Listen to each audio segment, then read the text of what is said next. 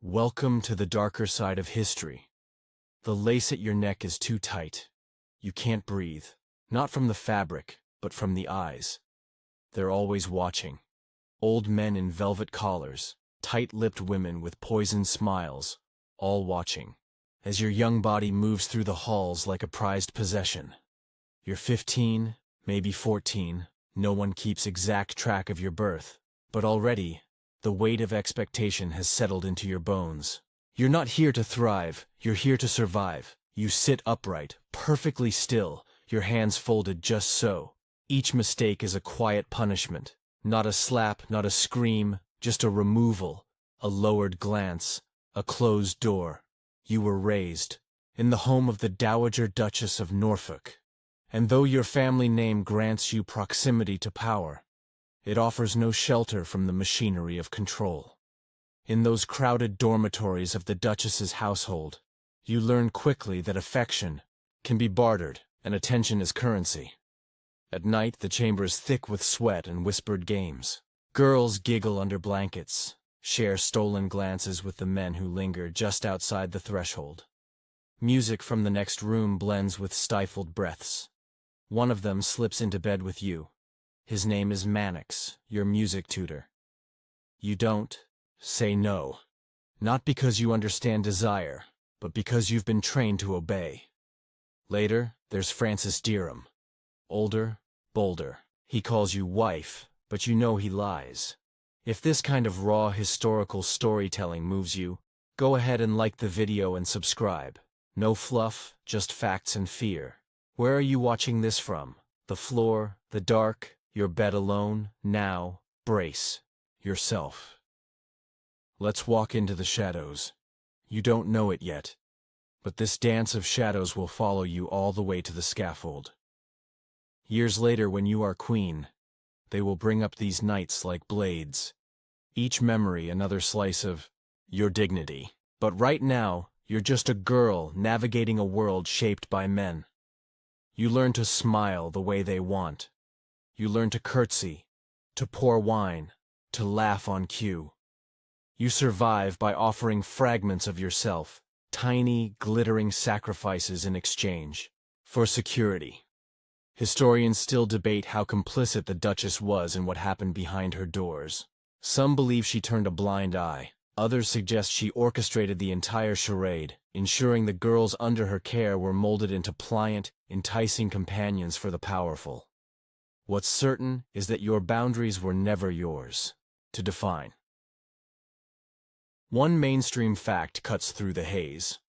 Catherine Howard was the cousin of Anne Boleyn, Henry VIII's second wife, who also met her end beneath a French sword. It's a lineage soaked in blood. The Howards know how to rise and how to fall. But there's a stranger detail buried beneath the dust of court records. Some accounts claim that Catherine kept a lock of Derham's hair tied in a silk ribbon, hidden inside a locket she wore, even during her marriage to the king. Whether it's true or invention, it whispers of a girl torn between memory and survival. You're summoned to court not because you're loved, but because you're useful. The king is aging, sickened by gout and paranoia, a rotting wound on his leg oozing beneath layers of bandage. Thomas Culpeper, a man of cruel beauty, notices your laugh in the garden. You are 15 or 16 then, barely older than when Mannix first touched your hand, and you are brought before the king like a jewel. He sees your youth, not your fear. Your obedience, not your complexity. You stand in silks that suffocate, beside a man who could end your life with a whisper. He praises your gentleness, your figure, your smile. You're everything his last wife, Anne of Cleves, was not. Within weeks, you are married, a queen at 17. No one tells you what to do when the crown presses into your skull like a yoke. You watch him eat, listen to his breath rasp while he sleeps. The court adores your sweetness. They call you the rose without a thorn. But you begin to sense it. Sweetness can sour in seconds. In the darkness of your chamber, you can still feel Francis's lips, Thomas's eyes, Mannix's breath. The past clings to you like damp linen. No matter how many veils you wear, they see through. A scholar once remarked that Catherine Howard was the first teenage victim of the Tudor court. But victim is too clean a word. You are not merely struck down. You are devoured by expectation, by lust, by silence. Your ladies-in-waiting shift nervously when certain names are mentioned. When Derham arrives at court, you freeze. He begs for favor. You give him work, perhaps out of guilt, or desperation, or because you still carry that lock of hair. He doesn't keep quiet. He boasts, whispers. You start to look over your shoulder. The king has spies and they have ears everywhere. Still you crave something. Attention? Redemption? Love? It's hard to tell. Thomas Culpeper begins visiting you in secret. They say you loved him. They say it was innocent. They say it wasn't. The truth is, no one knows what happened behind your door.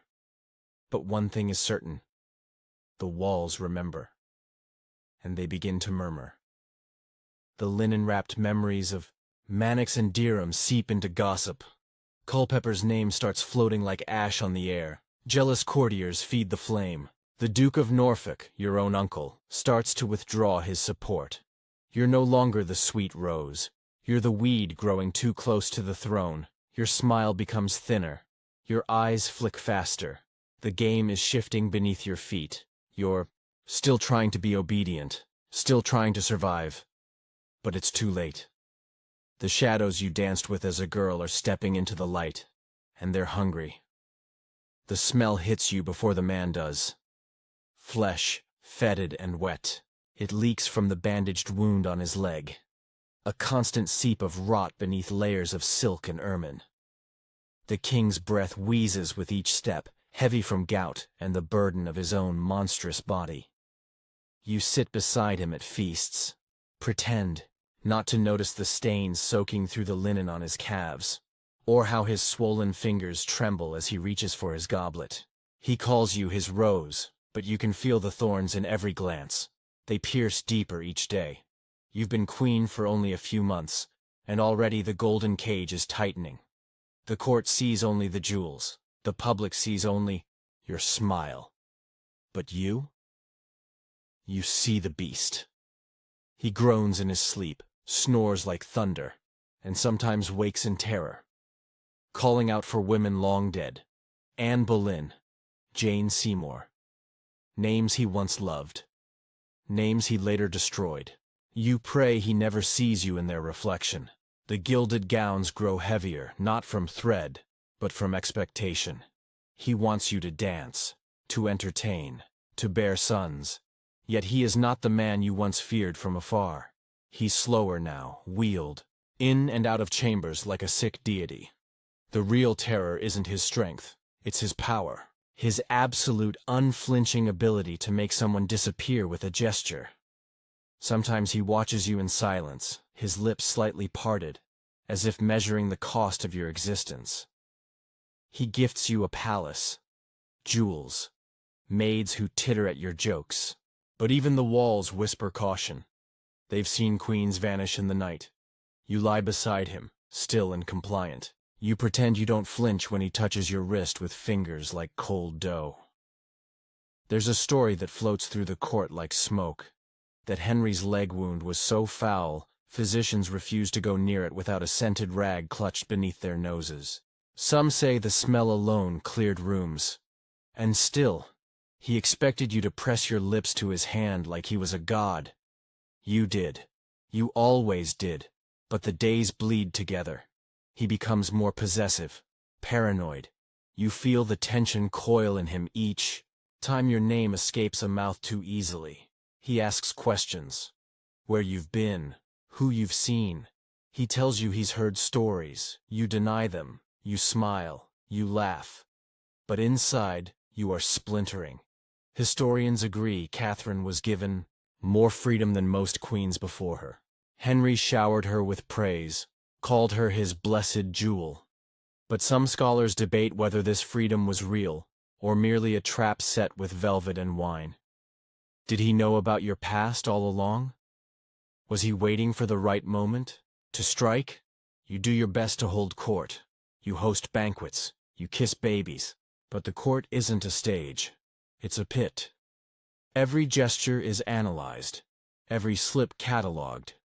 You begin to sense the chill around your ankles. Courtiers lower their voices when you pass. Jane Rochford, the one who arranges your private meetings, with Thomas Culpeper, avoids your eyes. You dream of the night again. Mannix's fingers, Derham's breath, Culpeper's whisper. Are they sins? Were they ever choices? You look into your own reflection and realize you don't know what innocence feels like anymore. The king grows more grotesque. The pus from his leg leaves streaks on his linens. You try not to gag when the physician changes the dressing in front of you. His temper cracks more easily now. One wrong phrase, and a servant loses their position, or their head. You realize something horrifying. He is afraid. Afraid of death.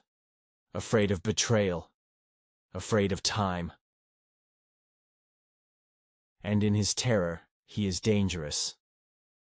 One day, he asks you softly whether you love him. The question isn't romantic.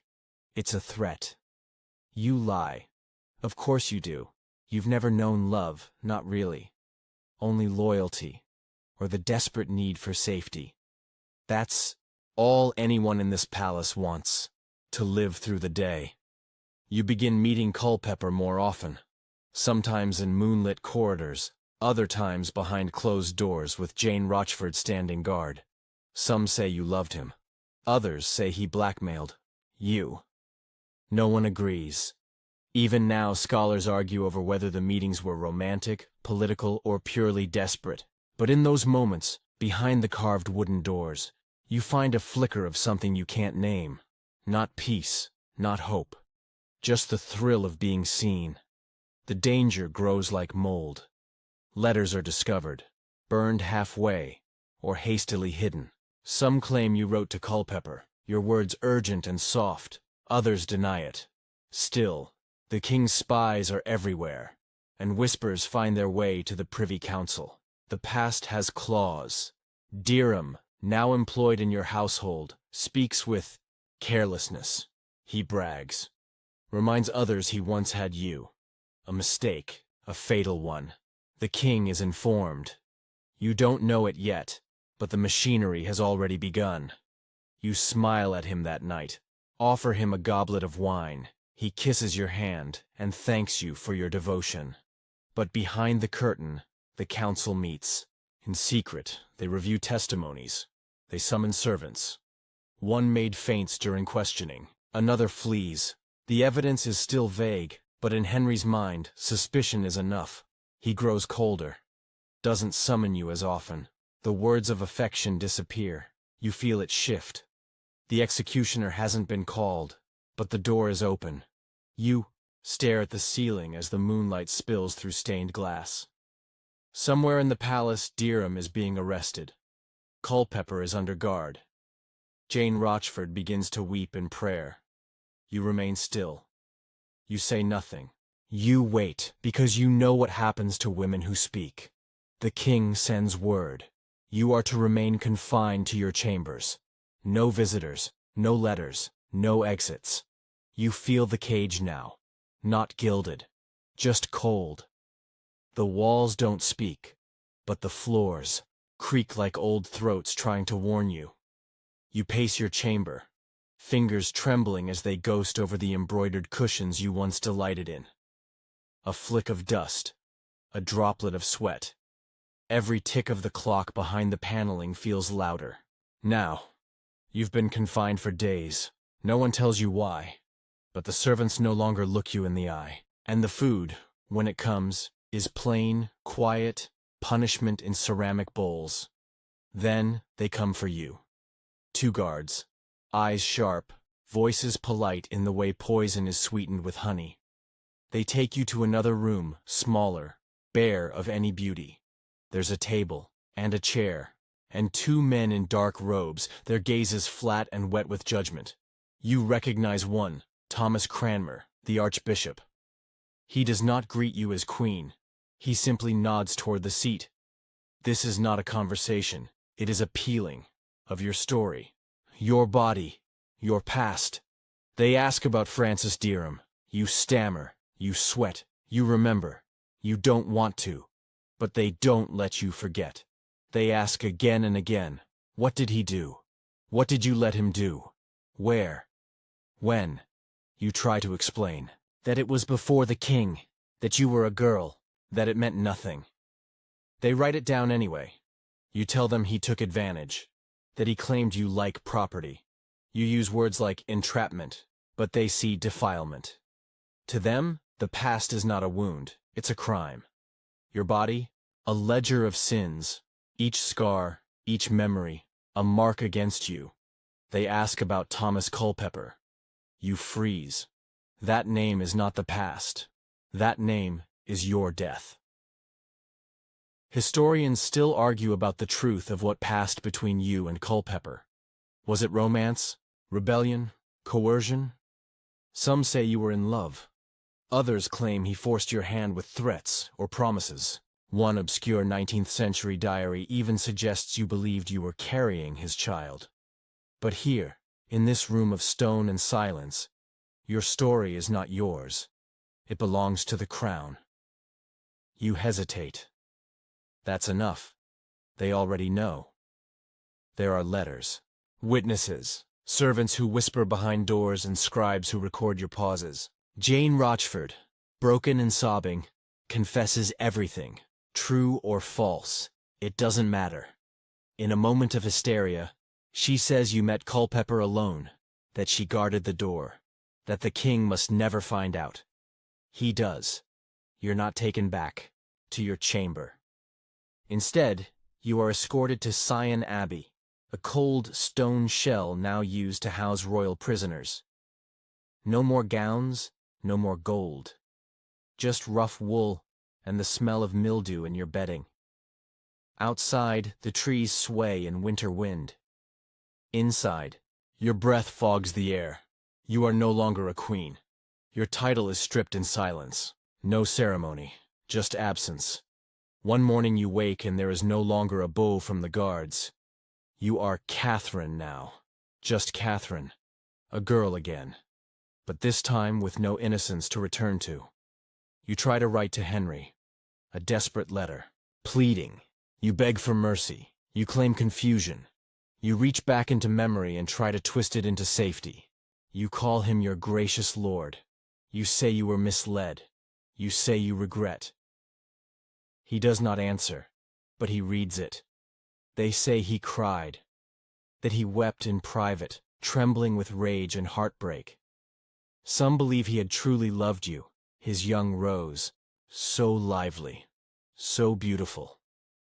But love doesn't stop an axe, and neither do tears.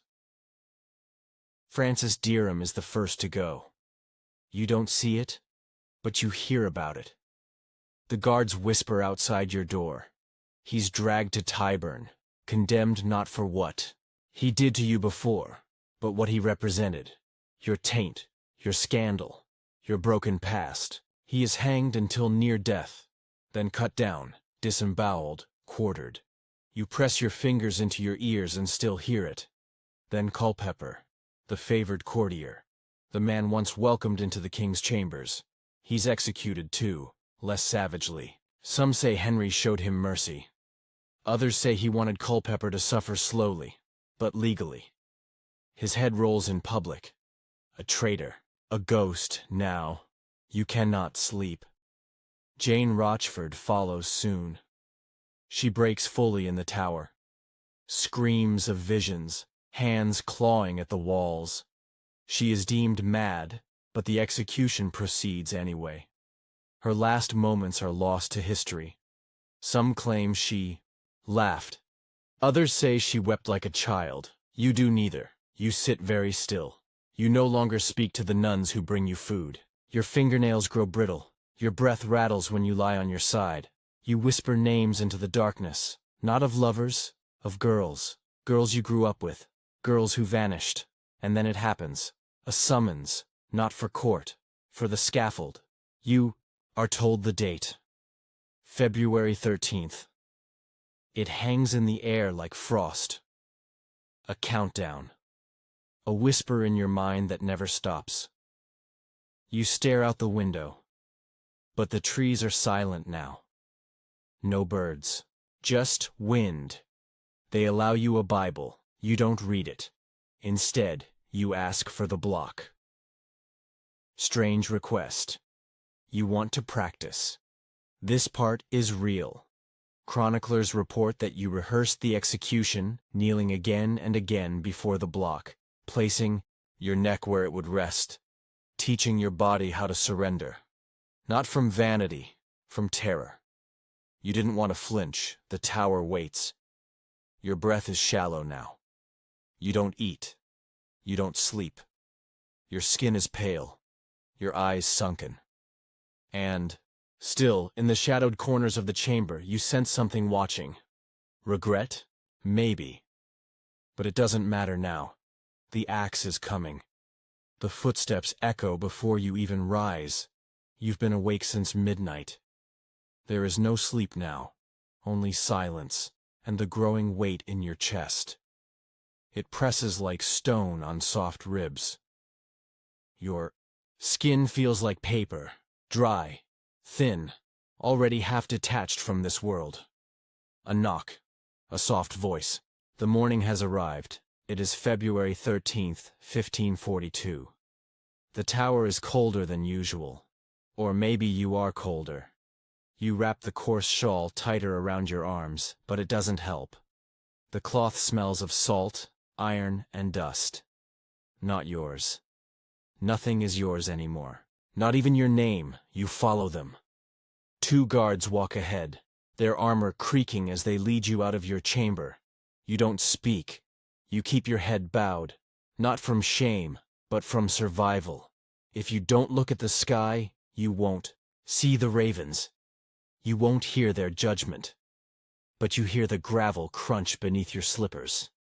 The route is short. The same courtyard that once welcomed you with celebration now swallows you whole. The scaffold is there, already dark with morning dew. You see it in pieces first. An edge of wood, the shadow of a post, a flash of metal, but then it's whole. Waiting. There is a small crowd, not nobles. They are gone now, dispersed like rats when the castle floods. What remains are soldiers, tower officials, a priest. Men who do this often. Men who have seen worse. But they do not look away from you. You wish they would. You would rather be unseen than pitied. And then, you see it. The block. Square, unfeeling, damp from the frost. You remember the practice. You remember the way your knees touched the wood. You remember the sound your breath made when you exhaled, and the way your neck settled into the groove. You remember praying that the executioner would be skilled. You remember begging the Lord to let the first strike be the only.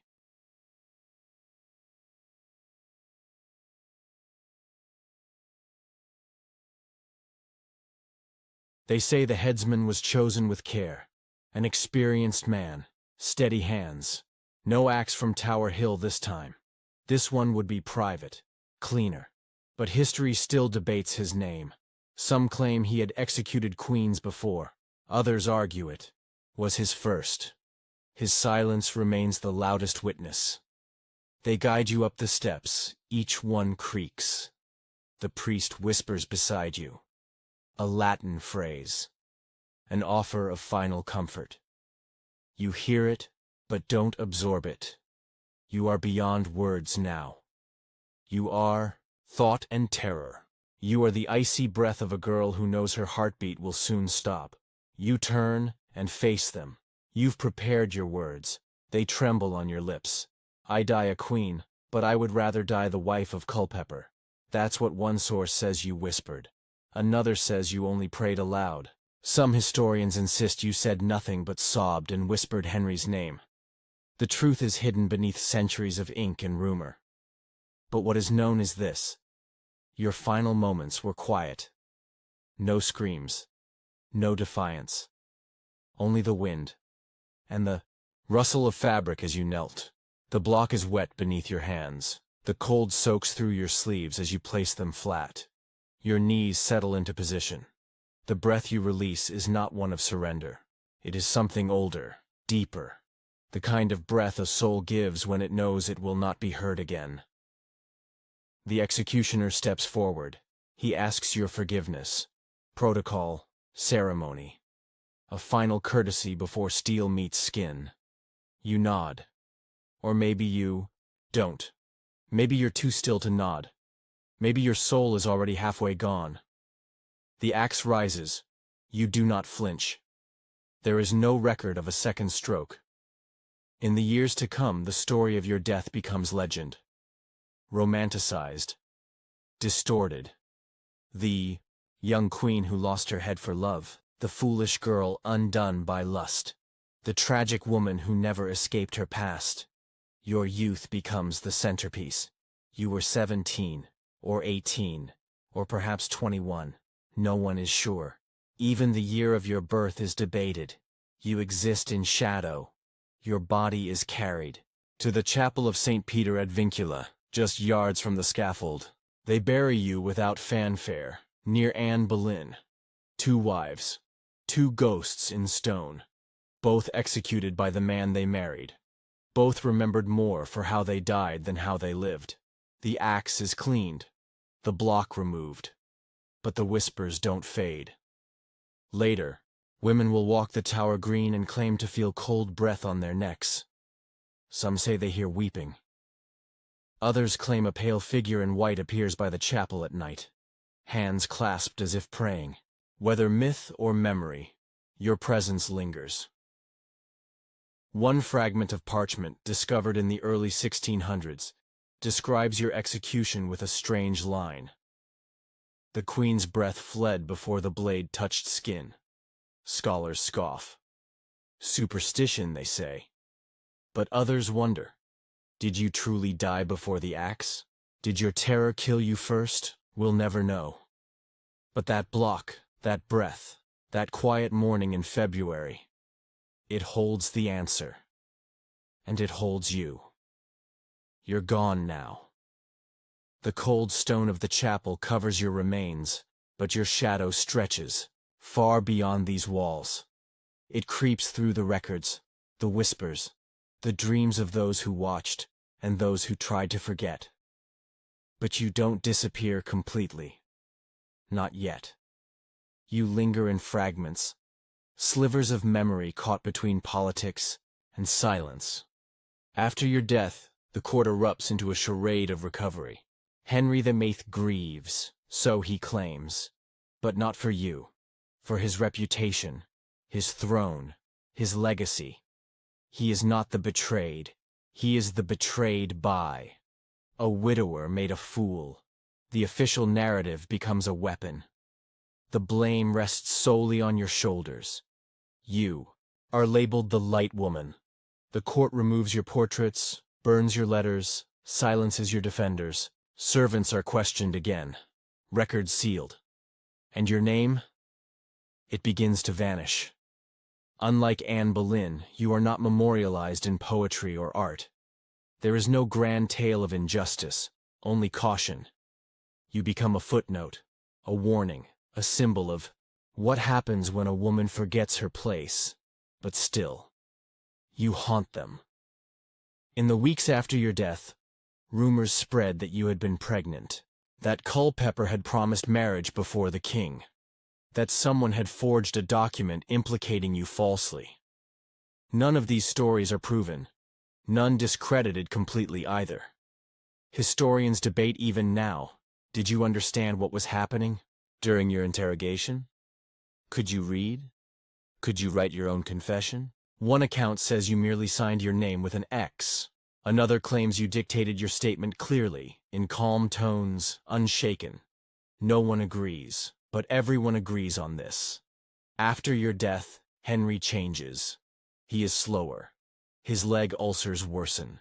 His rage becomes less volcanic, more bitter, like poison left to simmer. He marries once more to Catherine Parr, a woman who survives him, but your shadow remains in the chamber, behind the throne, in the eyes of every girl who dares to rise too quickly. Your family, the Howards, falls hard. Your uncle, the powerful Thomas Howard, Duke of Norfolk, abandons you. He denounces your actions to save his own skin. He escapes execution but never regains full power. The Howards become marked, ambitious, dangerous, treacherous. Their coat of arms might as well carry your severed image beneath it. But still, you remain. Buried under stone, under lies, under decades of political reshaping, but not gone. In the eye, 19th century Queen Victoria visits the tower and asks where the queens lie. A clerk points to the floor of the chapel, uneven, cracked. There, he says. Somewhere beneath these stones, Victoria orders markers to be placed, small plaques, quiet memorials. Your name returns to the surface. In that moment, your grave becomes a whisper again. Visitors walk over it every day. Some notice the inscription. Some pause. Some don't. But a few feel something. The air is colder there. The light bends strangely through the stained glass. They may not know your story, but their breath catches anyway. One theory suggests your ghost doesn't haunt the chapel at all, but the hallway outside your old chambers. They call it the Queen's Walk. A flicker of white near the stairwell. A presence that hovers behind you just as you descend. Once, a tower guard claimed he heard a young woman sobbing in the dark and found no one. He never returned to duty there. You are a myth, a girl swallowed by power, a wife devoured by the machinery of the Tudor court, a name reduced to tragedy. But the pain you felt, the terror, the betrayal, the knowledge of your own erasure, never really fades. It drips from the pages of every revised history book, hidden in footnotes, buried in Latin. You were barely more than a teenager. Some sources suggest you were groomed from the start, placed deliberately near the king to distract him from political unrest, used like a pawn, then discarded like one. Others argue you knew what you were doing, that you craved the crown, that you betrayed him willingly, recklessly, laughing in the face of fate. Truth lives somewhere between those extremes, but it hardly matters. What matters is that you walked to the scaffold alone, and every woman after you remembered that.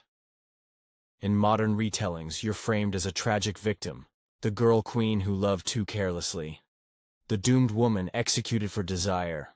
Feminist scholars revisit your life, question the charges, dissect the narrative. Was it really adultery, or just the weaponization of proximity? Could any girl survive? That court untouched? No answers, just echoes. Your block may be gone, your chapel hidden in shadow, but your silence screams across centuries, and still, you kneel. In the mind's eye of every reader, you kneel again. Slippers damp with morning frost, hair coiled tightly at the nape, skin pale, eyes forward, a final breath, and then blackness. That is how they remember you. Not as a wife, not as a queen, but as a still form on the scaffold. Alone. Fragile. Erased. But you are not gone. Not really. The cold breath of history still clings to the stones of the tower.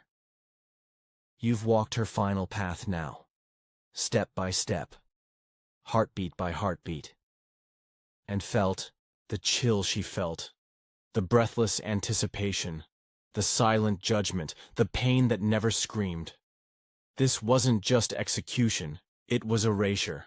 And yet, in the spaces between records and ruins, she still speaks. There's a quiet horror in how quickly a life can vanish from the page. How a girl with dreams becomes a line in a textbook. How fear becomes history. But remembering her, feeling her, means she isn't completely gone. Each footstep you imagined, each breath you shared, that was memory reclaiming space. That was grief, sharpened by time, refusing to forget. Not all ghosts wear chains. Some haunt with silence. The weight of her final days, the confusion in her eyes, the way the air must have tasted just before the axe. All of it reminds us of the cost of power unchecked, of innocence misunderstood, of love twisted into punishment. In her story, we see the dangers of history written by survivors, by kings, by victors who never bled. But you remembered her. You walked beside her, and now that her name has passed your